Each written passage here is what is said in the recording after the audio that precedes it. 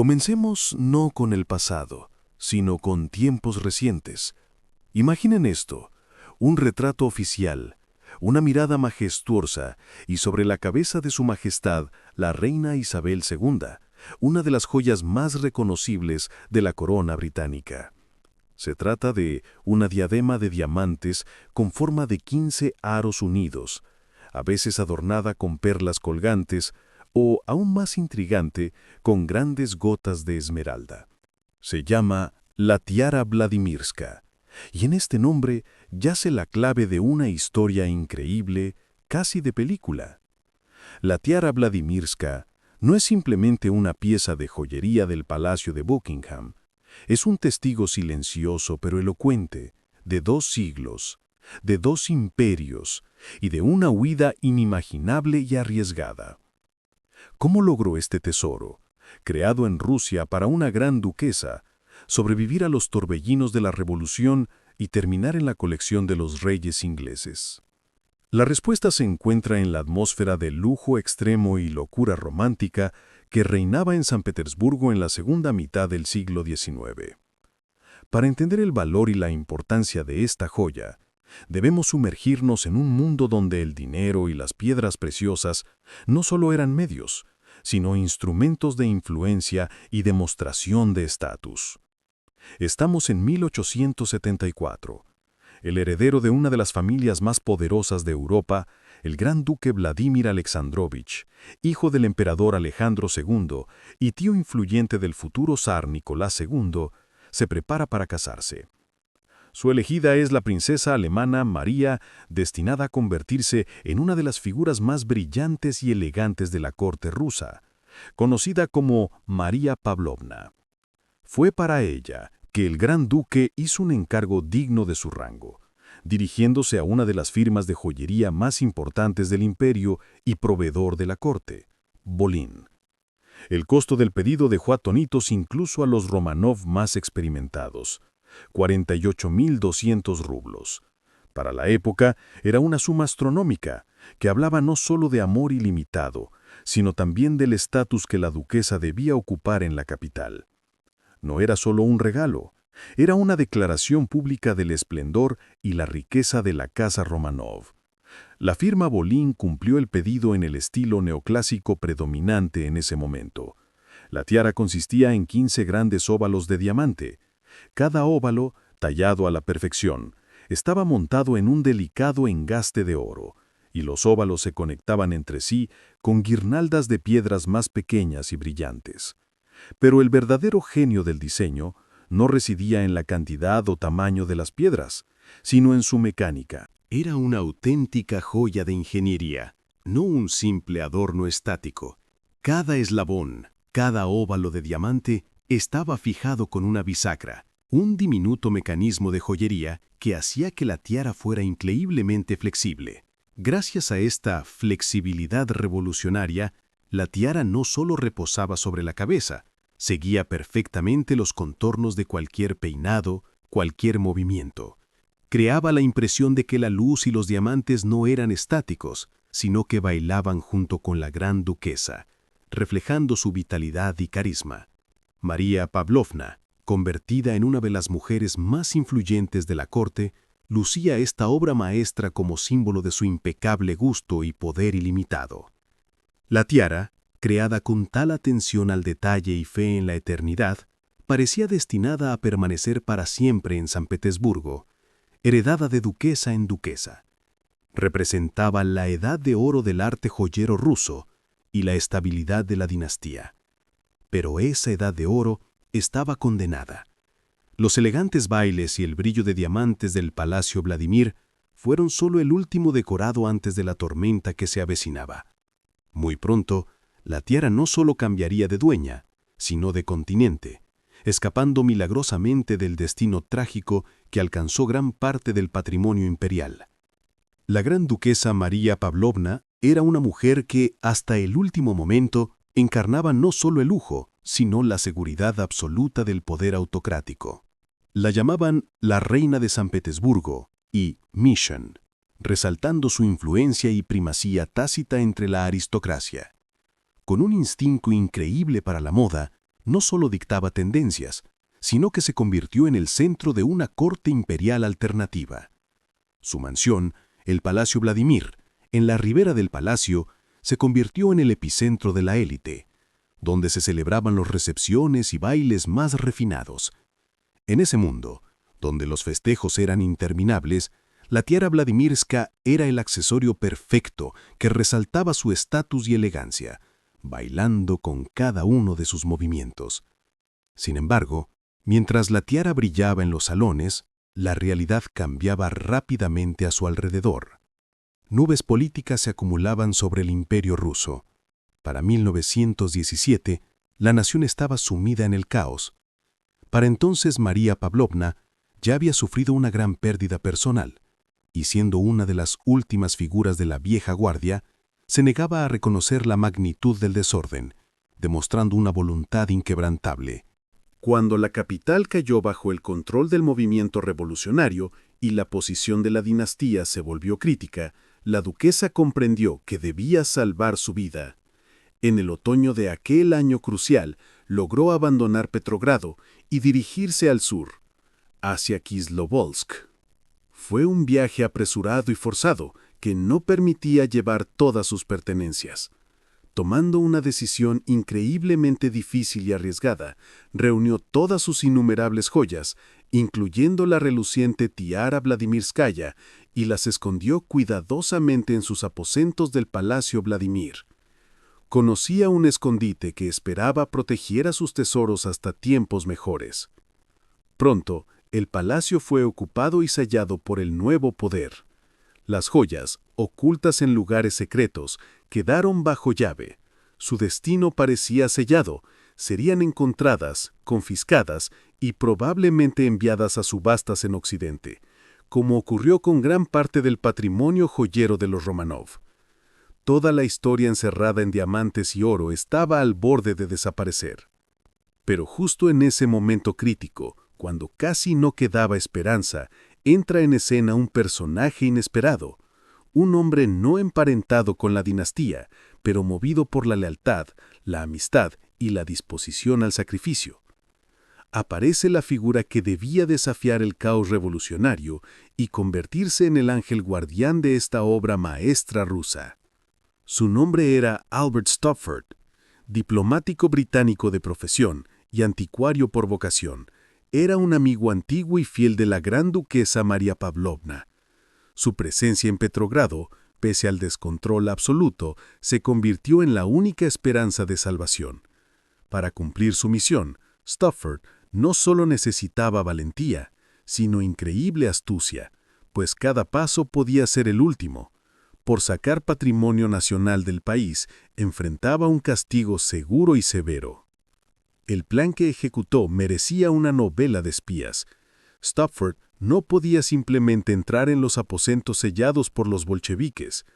Usando su cobertura diplomática y probablemente sobornando o engañando a los guardias, ingresó varias veces al Palacio Vladimir con la apariencia más inocente, pero brillantemente calculada, como mensajero. Esto le permitía pasar desapercibido en medio del caos, ocultando su verdadera y mortal misión. Lo más importante, conocía la ubicación exacta del escondite. Sabía dónde María Pavlovna había colocado sus cajas de valor incalculable. Al llegar a los aposentos y alcanzar los tesoros escondidos, actuó rápido y con decisión, reuniendo no solo la tiara Vladimirskaya, sino otras reliquias familiares. Las joyas, cada una con décadas de historia, ahora cabían en maletas ordinarias y discretas. La tensión de aquel momento es imposible de exagerar. Imaginen, de un lado, una multitud revolucionaria y patrullas buscando el oro burgués. Del otro, frágiles joyas de diamante, símbolos de una época pasada, escondidas en equipaje.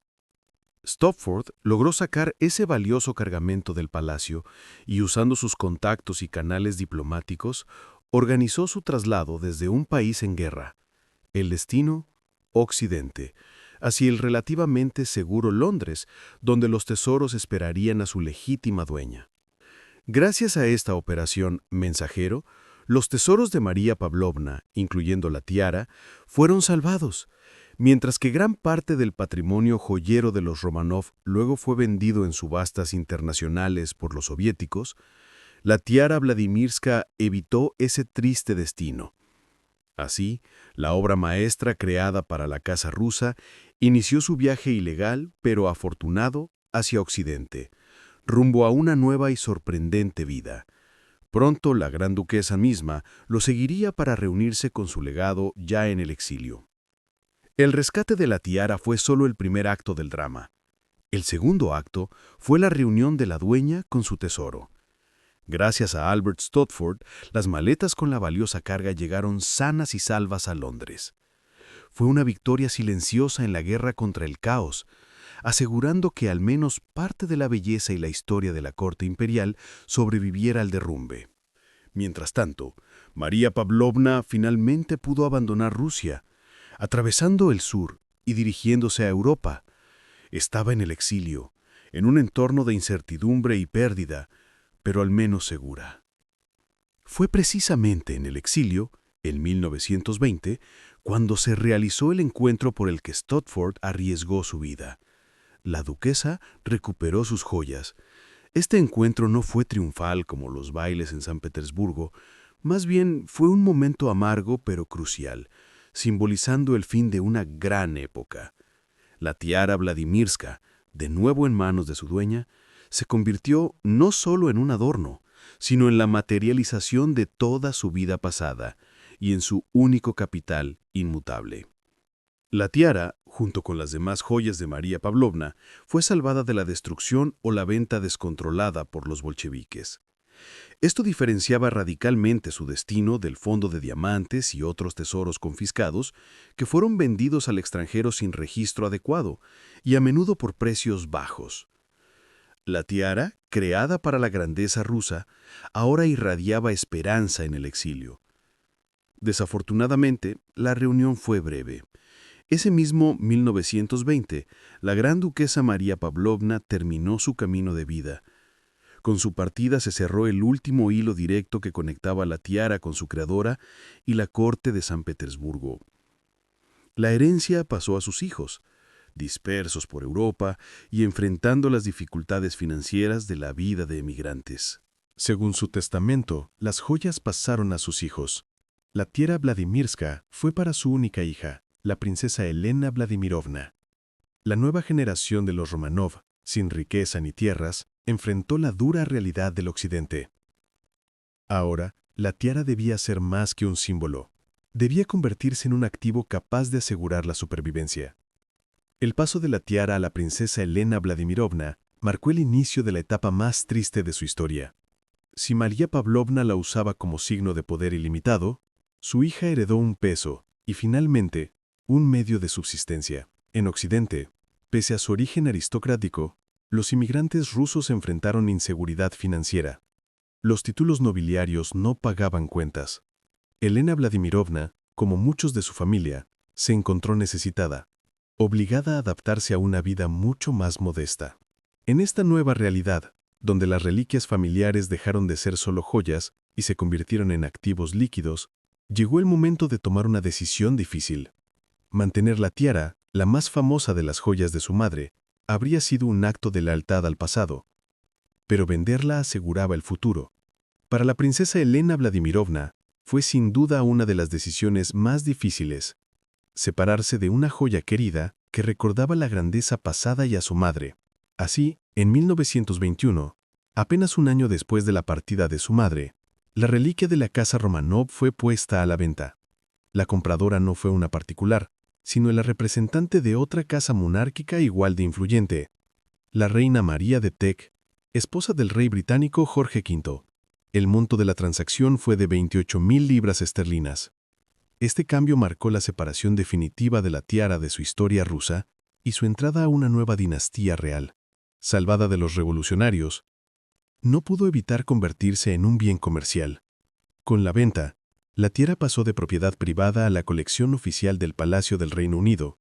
Ahí, en Gran Bretaña, esperaba no solo preservación, sino una transformación increíble que la haría aún más única y legendaria. La nueva dueña de la tiara Vladimirska, la reina María de Teck, era conocida como coleccionista apasionada y gran admiradora del arte ruso.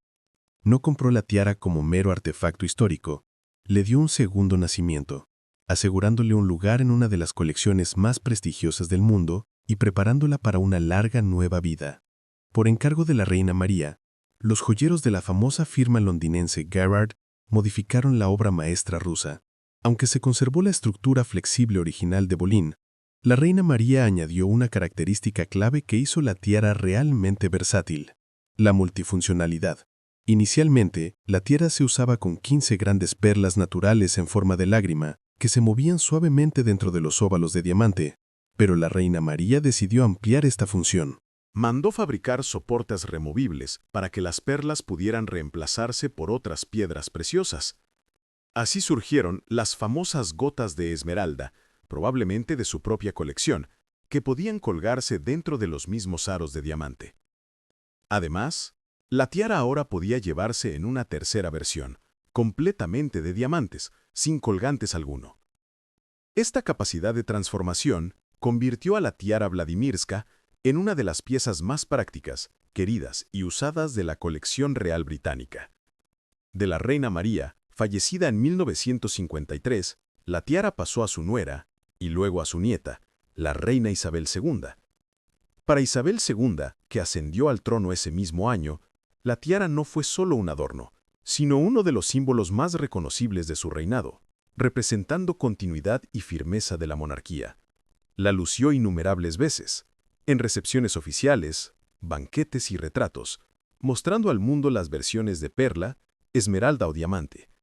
Cada aparición con esta tiara recordaba la historia grandiosa, trágica y sorprendentemente afortunada que la acompañaba.